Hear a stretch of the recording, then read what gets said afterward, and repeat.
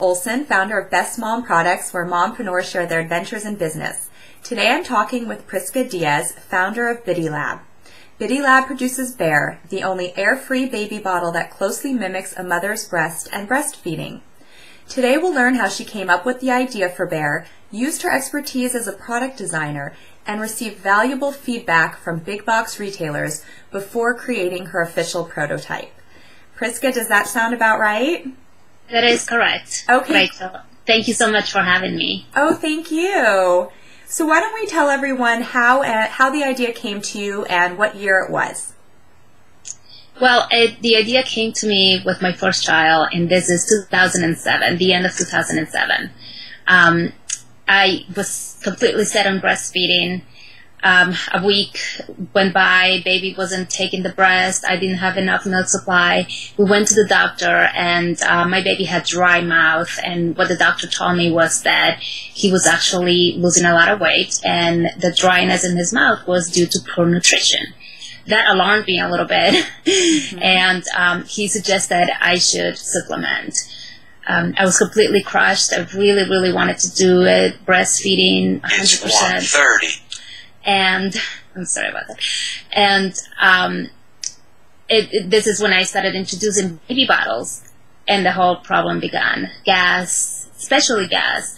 The way the normal baby bottles feed, they just dispense a lot of milk to the baby, and the baby ends up preferring the bottle. This is what happened most of the time. Some babies are great going back and forth, but my baby specifically had that issue, and he liked the bottle so much more than my breast, and that in combination with a low supply, he left the breast, I think.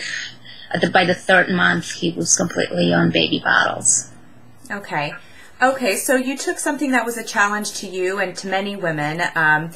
You know, I know even after you're done breastfeeding, I breastfed and bottle fed, and when you're done, at some point you give your baby a bottle even if you pump. And so it's very interesting. I mean, I think I know pretty much every mom has had their child has dealt with gas or something like that. So this is fascinating to me. I want to hear a little bit about, if you can tell us about your background and how you came up with the product and created your first prototypes, because you were a product designer for L'Oreal at the time. Is that correct? I was a packaging designer, actually, and Okay. I did some of the product design as well.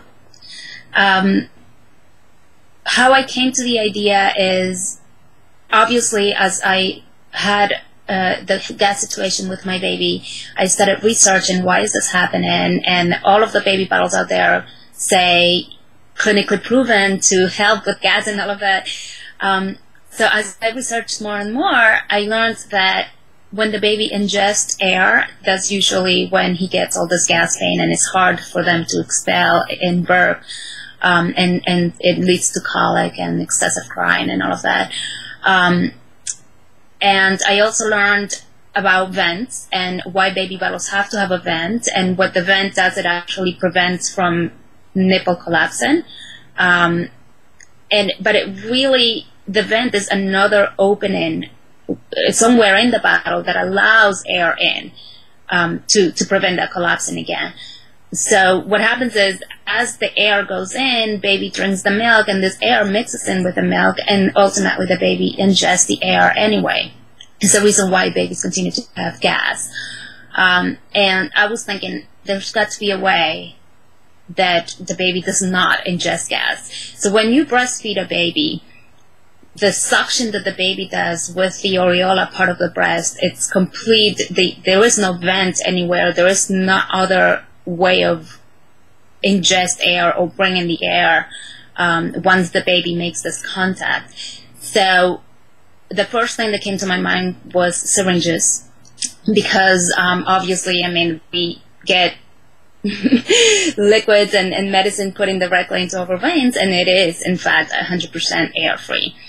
And I was thinking how to try to adapt a syringe into a baby bottle. So I did have a lot of these big syringes at home because of my work, and other kinds of packaging that utilizes a similar sort of system, and then, you know, a lot of baby bottles and so on. So I put parts and pieces together, and I was very excited that it actually worked. I had a small nipple on a syringe, and I was sucking on it, and I was so excited, telling my husband, look, it worked, it works.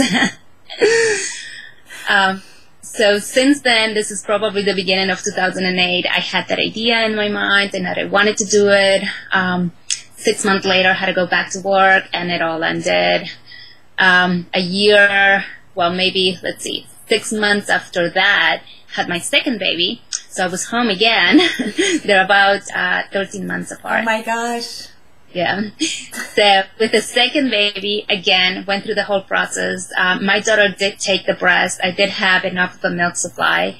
But again, it only lasted 5 months or so. It didn't even get to the 6th month when I had to introduce baby bottles, because something with my milk supply, it just doesn't, she wanted more and more, and I just didn't have it, and she was crying excessively because she was hungry.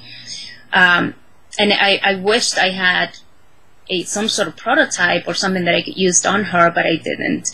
So again, I retook that project and wanted to do something with it, and that's when I sort of dressed up a little bit, this handmade prototype that I did, and I told my husband, we have to show it to a retailer and see what they think. So even back in 2008, we went to one of his big box retailers. My husband is in sales, so it was easy for him to make the call and identify the right buyer and all of that. And so we showed it, and she was interested somehow, but she said, is that the way that's going to look? So, and I said, no, it really is not dressed up, it's not designed, it's just, bare bones, and this is how it should work, and it has no air. So she sort of saw my vision a little bit, but not there. So she said, why don't you make it and come back to me? Wow. So since then, we've been trying, and again, had to go back to work. Everything stopped.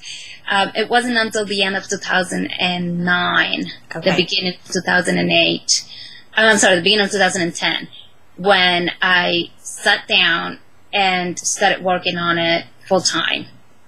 And we continuously went back to the retailer and showed them the process and step by step, and they have been really, really great into giving us their time and telling us what's next. She finally saw the prototype and she said, I think this is fantastic. It's great. Now show me what your marketing is going to be like. Show me how you're going to back it up. You're going to put a bottle out there. These are giants, people who have been in the business for 50 years, have all the money in the world. How are you going to back this up? I need to know. So again, went back, started researching, asked some friends to help me out. We consulted with a few people, and we put a whole marketing campaign together that was obviously very affordable, within our budget, and believable. Okay. So can I ask you a question? As we're going through this, I'm hearing so many things that I have questions about. One is, I would really like to hear about both the manufacturing process and also the marketing process, because both are huge parts of your business. So if you could talk a little bit about that, that would be great. Yeah.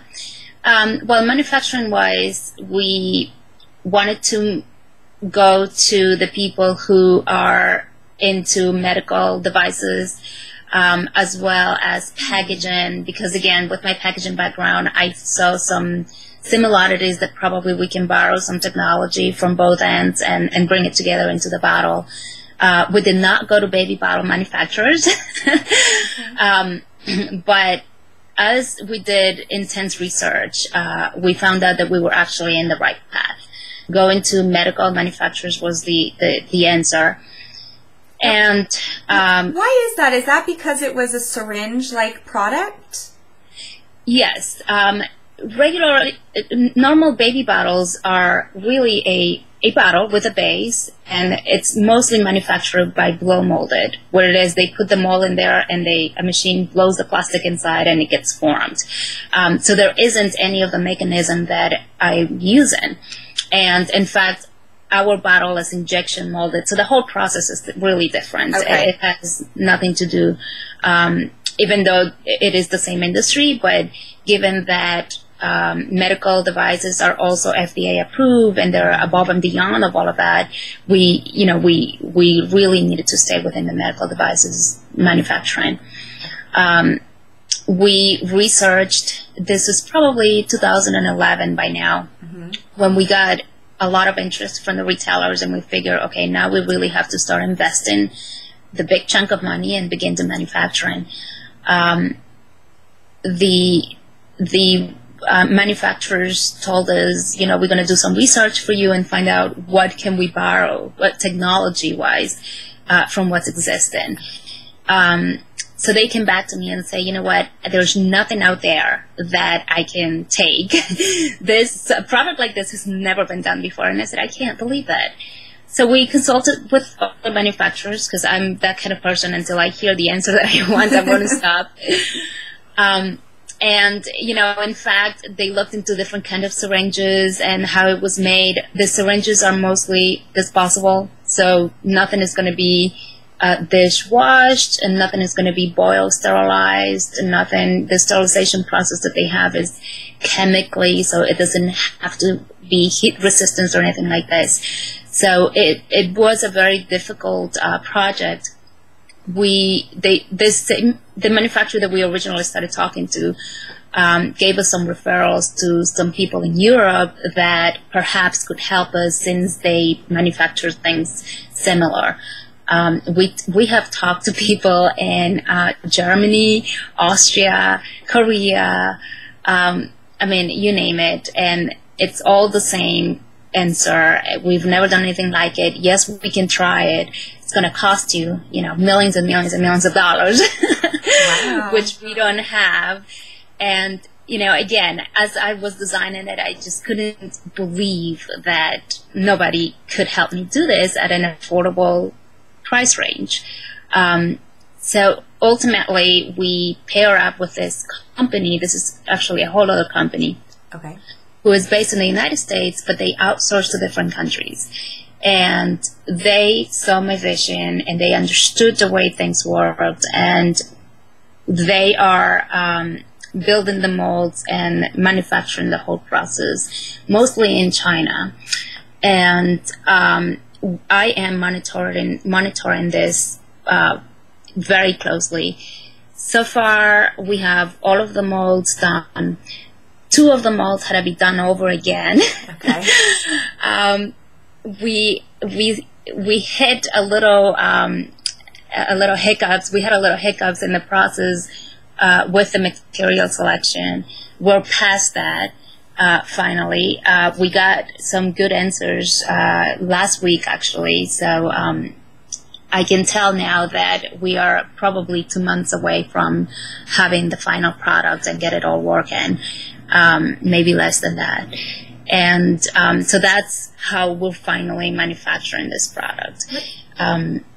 The reason why this company chose China is because they really needed the technology. I mean, we have companies in here that I'm sure they're capable, but they're dealing with giants like, the military and NASA. They don't want to bother with a small project. And they already have the technology that they utilize in place. They're not even want to try anything new. As we know, most of the products come from China, so they have different technology that we do not get here in the States.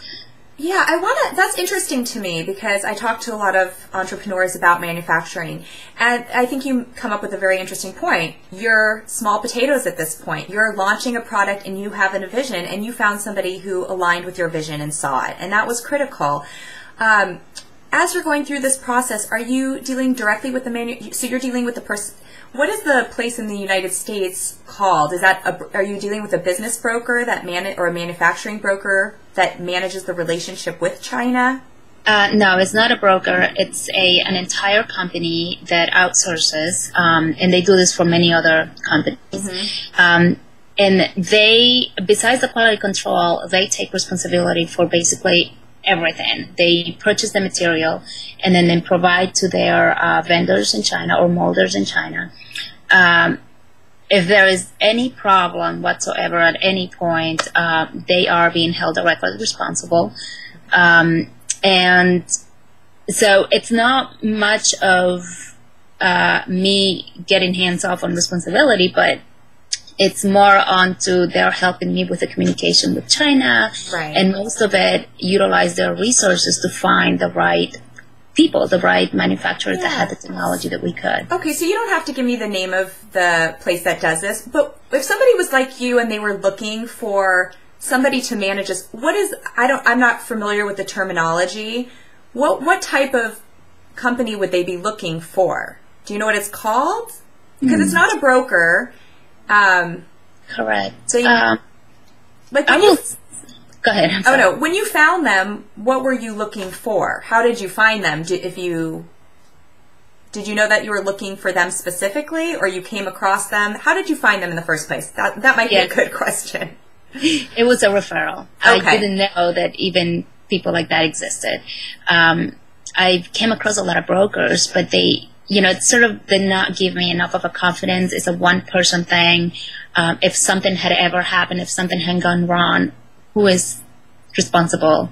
Who is ensuring that my message gets across correctly to a person who doesn't speak my language? Right. So that was a key to me, given the fact that this bottle is so hard to manufacture. Right. In other products that are simple, straight up, there's no issues or anything, it's probably a good fit to have a broker because, there's no way of getting a mistake or anything like that. This company, I think they're called maybe outsourcing companies. I'm not really sure.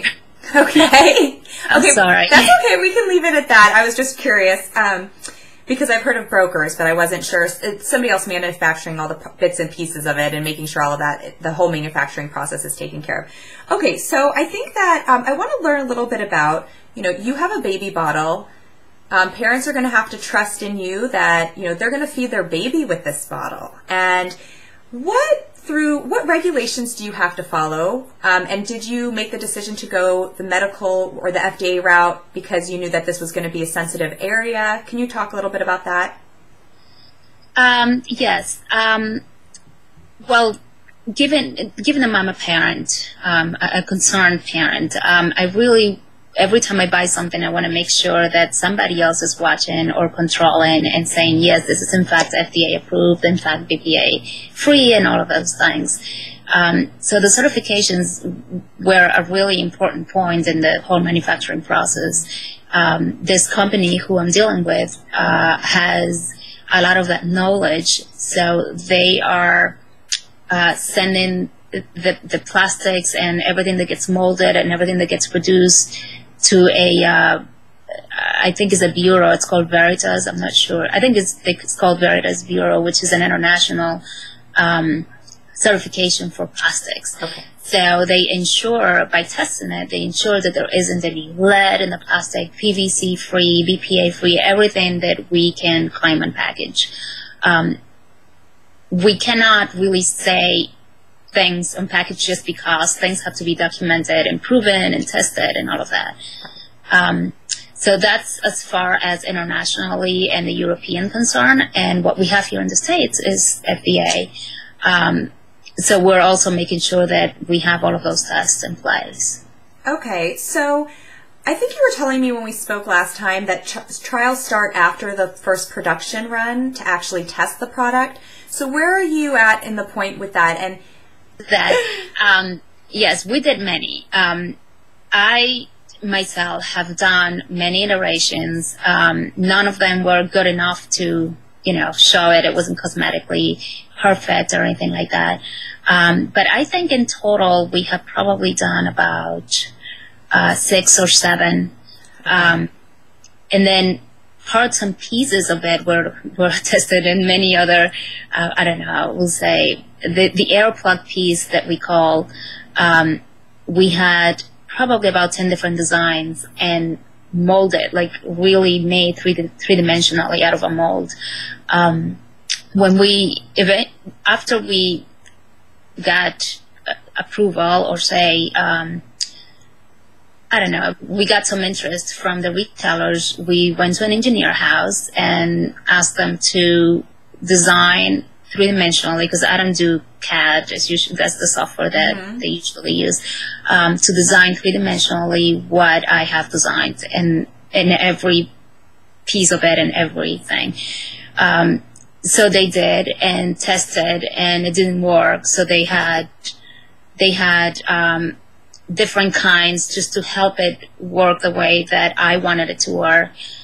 So we designed many different shapes of air plugs, and with silicone, without silicone, this material, this other material. Okay. So it was a long process. It was definitely a long process. Going back to the test that I want to have, this is a preference again as a mother. I want to give, if I was the consumer, I want to buy something that has been tested by somebody else. So our first production is going to start, as I said, probably we're going to be ready in a couple of months or less. And those are the ones that we're going to give to moms. We have our whole database of funds. We're ready to try it. And again, those are already BPA approved. The raw materials that we're using for this first run are the actual raw materials that we're going to be using for production. Okay. And those have been already processed and approved and documented. Once we mold the bottle, gets again sent back to the Veritas Bureau to retest or whatever do their testing that they do. Okay. And then again give us a certification. The FDA, I don't know exactly how it works. I don't think you have to send something to them. I'm not sure, but again, this company is helping me putting everything together. And if they do need a sample, we're going to have many to send. Right. So once mom get a real taste of this product, who have been waiting for a long time, we're going to go ahead and do mass production. I am stopping mass production because I want to get the feedback from moms. If there is anything that they find it, I don't know, difficult, crazy, whatever it is, I want to make the changes to make sure works the way I wanted it to work, as well as be user-friendly and Right. So let me ask you about that. It's been probably about 5 years since you had the idea, 2 years since it sounds like you're really working on the manufacturing process, and in a few months it's going to come to market, and that's amazing. I want to ask, I think it's a good transition. I feel like, you haven't officially launched, but you've created a website, a blog, you have a lot of marketing materials. I read that you've generated over 10,000 impressions on your site, 3,000 unique visitors a month, over 2,000 followers on Twitter, and 1,500 on Facebook. So you've been working behind the scenes. I shouldn't say behind the scenes. You've been marketing this for a few years now. Tell me more about your marketing strategy and plan and how you went about that. We started doing that actually May of 2011. And this came about when we were showing it to the retailers, and the retailers said, well, you need to show me that you're popular. You need to show me that you have likes on Facebook. They literally look at those things. And, I was telling her, we don't have a product yet. How do you expect me to do that? So we decided, with the team that we had in the marketing, that we need to show the concept. People understand there's a concept. People began to understand slowly how it works and why is it better than the standard baby bottles. Everything has been viral. We obviously, any paid efforts would have been wasted because, again, we don't have the products. So one mom tells the other, and they tell their friends about it, and they're all very excited, and they come to the Facebook page and they become a fan, and they're there reading the news, hoping that it comes really soon. And, I cannot get that message strong enough that I'm trying, the best that I can, along with this big team that I have behind me. And more importantly, we want to have a product that works out there rather than having yet another leaky bottle. So it has been quite a long trip. When the retailers saw that my fan database was growing so quickly, they, again, it just began to explode, in excitement, and they really, really wanted. At one point, we were talking about them launching through all of their stores in the States. They were going to give us a 4-foot wall. They wanted exclusivity, and it was all very exciting. Later on, that sort of scared us a little bit. There's a lot of risk associated with that. What kind of risk? Well, if there is a, say, for example, a manufacturing problem, mm-hmm. and the bottles got returned, or if there is an issue with the user who wanted to know what it is and there are too many packages open, a truck turned over and we lost all of his bottles, something to that effect. We would have had to take entirely the responsibility and either downsize from the market or, come up with any other solution that our size probably will put us out of business. Okay. Yeah. So the whole 4-foot of wall and everything sounded perfect, but it's really a risk that we can't take. I mean, it's just too much of a risk.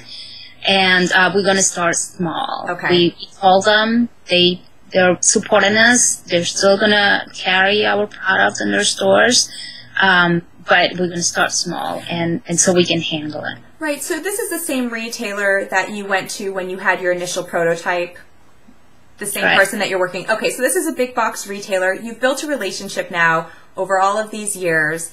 They're waiting for your product. I mean, this is incredible. I know you had initially told us that, your husband was in sales, so he was really good at finding who the buyer was. But obviously you've been good at building that relationship. What advice do you have for people that, your product's very interesting because there's nothing like it. So was that something that was appealing to the retailer, that it would stand out? Or did they find that it was going to be challenging to create customer awareness for this? What was your feedback on that? Or the retailer's feedback? Yeah, they were very excited. They called it the next generation of baby bottles. Wow. I have to say that they saw my vision a little bit, and most of it they saw the actual prototype working, and having the whole thing. It really just makes sense. And if any mother has gone through one day of breastfeeding, at least, they totally get it and understand that.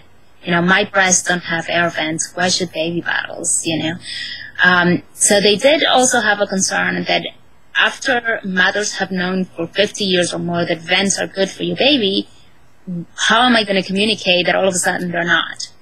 So that was part of the challenge, why we started this whole fan database and letting most of it communication and education to the consumer.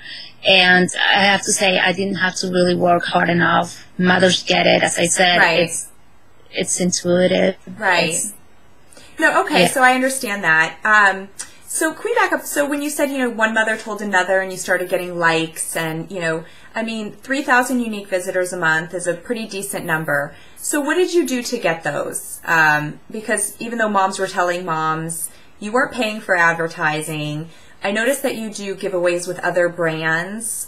Did that help you? What do you think was the marketing activity that helped you the most? For people that, for the mompreneur that's watching saying, wow, I want to get 3,000 unique visitors a month. She didn't pay for advertising. How do I do that?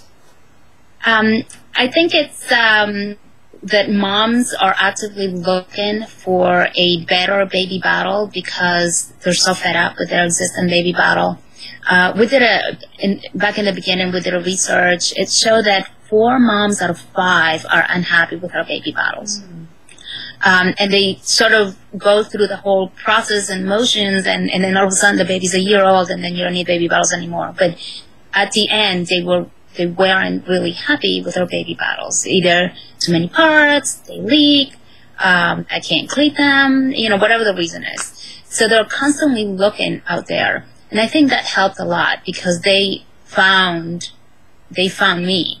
I think that the giveaways and all the promotions that I'm doing help a little bit, but most of the visitors that I get are really Google searches. So it's the mom who is searching for the bottle. Okay, so did you work when you did your website? Did you make it SEO friendly? Did you hire a web designer? Was that a strong focus of yours? No. Well, given that I'm a designer, I wanted to, make sure that everything was cohesive and everything looked, it's sort of like communicating what I have in my mind as a designer. And when you work with another designer, it's 2 o'clock. It's a little bit hard to communicate, and everybody has their own personal touch. And so I knew that things weren't going to be the way I wanted. So I designed it myself. And I did most of the coding as well. So probably it's not perfect. The SEO part of it is probably not as effective. Probably in the future we will hire someone. I'm not sure yet. Okay, so you do coding as well. Okay, this is very impressive to me. Very basic. Yeah. So I want to ask you, how long has your website been up then? For people to find you organically through Google, you have to have content refreshed all the time and enough information on there. So how long have you, been doing that? Everything started in May last year. Okay. Yeah, so we put up the website in May. We also were running something on Kickstarter. I'm sure you're familiar with it. So that was, even now, we're still getting some referrals from that people who are on Kickstarter finds us, and then they go to our website through them. It was, the Kickstarter funding was started way too early. Okay. We didn't really have anything back then. And as a result, we didn't get funded. Okay. But I think it did help a lot with people finding us and having probably a good SEO on that side of the press and PR. Right. Oh, that's interesting. So you're still getting referrals from Kickstarter. So for everyone, I'm sure most people listening understand what Kickstarter is, the crowdfunding. Enough people give you money, and then they help you manufacture your product or make your movie or make your CD or, lots of different projects that are on there. Okay, so I want to ask you, because your background entails this as well, as, you mentioned that the big box retailer was going to give you 4 feet. Could you talk a little bit about your expertise? You were able to go into the retailer and speak their language, basically. And you knew, because of your background, where things go on a shelf and what all that means. So can you tell me a little bit about what's important about shelf space? How do they decide shelf space? More on the background of your expertise prior to creating this product.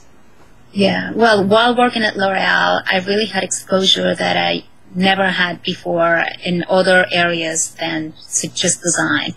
I was in meetings with sales, with marketing, with high management, and I saw every presentation, what the steps are, how they start something and how it materializes and how long it takes. And as a side note, I've had worked on projects for 18 months that never see the light. So things go both ways. And everything, I have to say, or most of the things, gets shown to the retailer very early in the beginning because they need their feedback. Now you have to remember that retailers spend hundreds of thousands of dollars in researching their consumer. You really need to grab that information for free. Mm-hmm. We don't have that kind of money to do the research, so any feedback that the retailers offers is well received. We talked to 2 of the biggest retailers in the baby world, and they were very consistent with their feedback. So obviously we didn't hesitate and follow in the changes. So that also comes from the corporate world. That's the way things work. That's the way you have to do them. Making a product before anybody has seen it is very risky. Mm-hmm. Right. Yeah. Okay. So that's interesting. So the retailer basically gave you this feedback. as somebody with your background, what's the best place for people to see your product? Is there a certain rule of thumb, like you always want it to be visually at their eye level? And is there a rule of thumb? I'm just asking. I don't know. I think placement is very important. The ideal situation for you to be is as soon as somebody enters the store, they want them to see your product. Okay. But not all the time happens. So you want to be at least at eye level. You want to be within the category. I found baby bottles. I shop at Babies R Us a lot. I found baby bottles that are not on the baby bottle wall. And I mean, if I'm looking for baby bottles, I will go to the baby bottle wall first, at least. So it's important to be in the right place, in the right area where people are going to be looking for products like yours. If you're lucky enough to get a whole vertical space top to bottom, it's great. Also, one of the things that I learned at L'Oreal is color is very important. When you have a lot of your product together, you want them to scream as a single color. Having just a little accent of green, it's hard to identify when the whole wall, 16, 20 feet of baby bottles look white just like yours. It's really hard to identify. I work specifically on the Garnier brand, and if you're familiar with Garnier, they're neon green, right? Yeah. And it's always exciting to see that as I walk down to Walgreens to see the wall, how much the green pops, and what I learned. So definitely the colors that we've chosen for Bear are not an accident. We want to be really high in hue and appeal to the modern baby rather than, the soft baby blue and the soft pink, which is so classic. And it's good. I love it. But I think that modern, it's more brighter.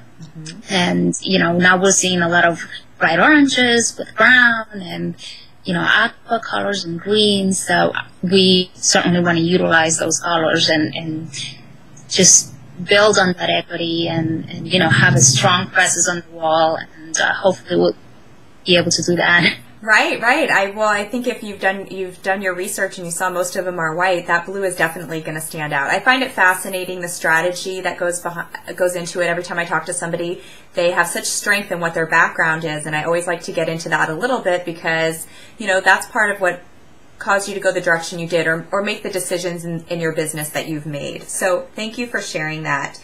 Okay, so to sell direct to consumer. We're not geared for that. Mm-hmm. I'll tell you the truth. The company that I'm dealing with manufacturing has the capabilities, so it's not impossible. It's a decision that we have to make. Okay. I have a lot of international demand, so I have to figure out a way to have the bottle available for these international moms too. Offering it through our website will probably be one way. I'm not sure yet if it's the most viable way or not. We want to focus on the launch for the U.S. first. Okay. And then, as I said, we have a lot of international demand. Maybe we'll talk to distributors, which, I get at least 2 emails a week about that. They want to distribute in their country and so on. So it's a matter of, having further conversations with them and see where we want to go. Right. Well, it sounds like it's amazing, the demand. And, as a mom as well, when I think my daughters are 2.5 and 4.5, and it was right when the Born Free bottle came out. For a shower gift, I had gotten all the Dr. Brown's bottles because I heard, just in case those were good for colic. And then it was interesting that it was just 5 years ago that, phthalate free and all of those things just started to happen with the bottles. And so then I switched to all the Born Free, and that was the only option at that time for like a healthy type of bottle. But I think any mom, I think about also all the different bottles I've tried and how many I threw away. And it's so fascinating to me when I came across your product a few years ago that, to me it definitely is a no-brainer. As a mom, if you have any challenge and you're using a bottle, it does make sense. So I wish you the best of luck. I want to kind of close with, what was your aha moment? It sounds maybe like it was when you were nursing your own child. And, you know, one of your biggest challenges and how you overcame that. Well, my main problem was the gas with my baby. So that was my main focus. I wanted to create something that minimizes the gas as much as possible, and that is air intake. However, as I was designing this, something else came to my mind and said, hey, the nipple shape is weird on these bottles. I don't have a 2-inch nipple. I don't think anyone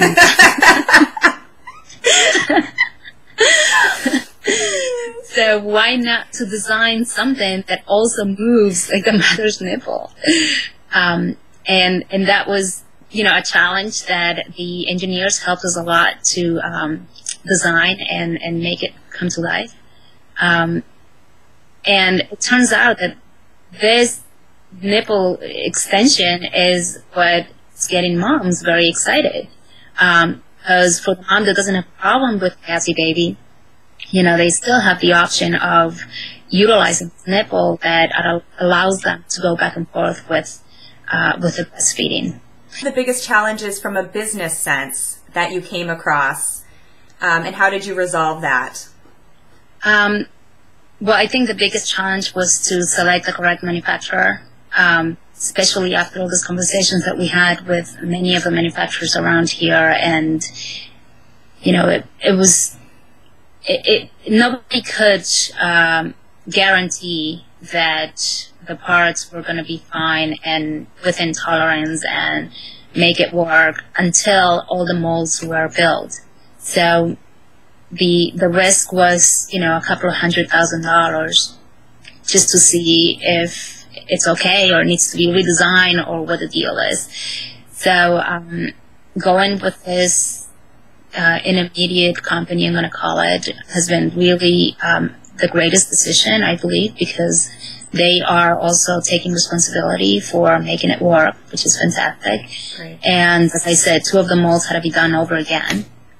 But we're very close. And as of yesterday, we just received some information about the material that it's going to make things a lot of easier, and it's going to that was the last piece of the puzzle, I think, that we'll wait.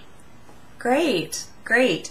Okay, so what advice would you give somebody starting out? You're 5 years into this, and you're still waiting for your product in a few months. You know, what would you just say to somebody who's going to start a venture like yours? Not necessarily baby bottles, but taking on a new type of product. I think that they need feedback from as many people as possible. A lot of people are afraid that they're not patent, what's going to happen, someone's going to steal their idea. You know, there are ways to patent provisionally so that you're sort of protected for a year. I would suggest them to do that first with their ideas and just sketches and stuff like that. Build a prototype, go through the steps and have it professionally done. Because it's very hard to communicate a vision without having an actual product or something that they can see. And just make appointments and show it to them. And obviously, they'll give you the time. They will sit down with you and look at your product. And if they're not interested, then you know that, you know, maybe it's not a good product. Right, right. Well, thank you. I appreciate that. And I appreciate you sharing your story. I look forward to having you back in the future after it's launched and hear all about your sales and your business growth, because I think you're obviously going to be a huge success. Thank you. Yeah, you already are for everything that you've done. I'm excited for it to get to market. I can only imagine how you must feel. It's your third baby.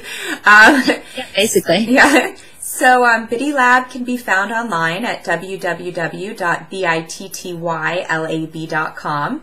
And for our viewers and listeners today, if you like what you heard, please subscribe to our monthly newsletter so we can make you aware of future interviews. Or if you're interested in hearing from specific founders, want to be interviewed, or interested in sponsoring, please contact me at Rachel, Rachel, at bestmomproducts.com.